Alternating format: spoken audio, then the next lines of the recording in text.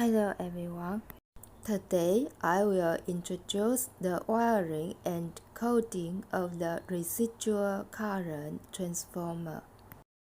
It's a combination of a transformer and a module. Let's look at the specifications. Its name is Residual Current Electric Fire Monitoring Detector.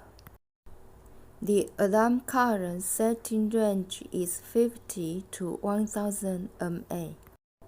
The current alarm value is set on the electrical fire monitoring host. Let's look at the wiring.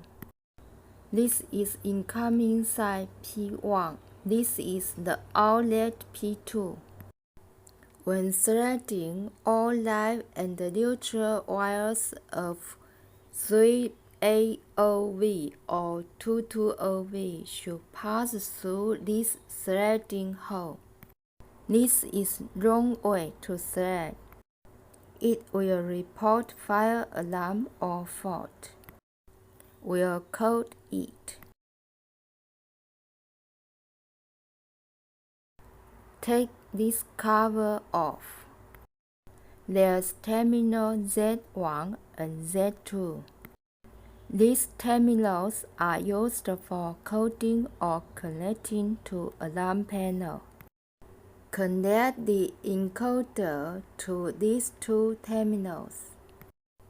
Power on the encoder.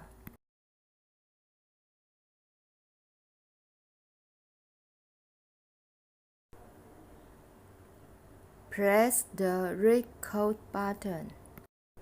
The address code is 88.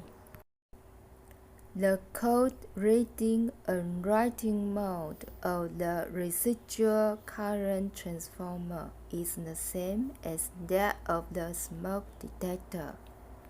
Write code 242. Exit. Read the code. Display 242. Fire monitoring detector can be purchased at vsecurity.com.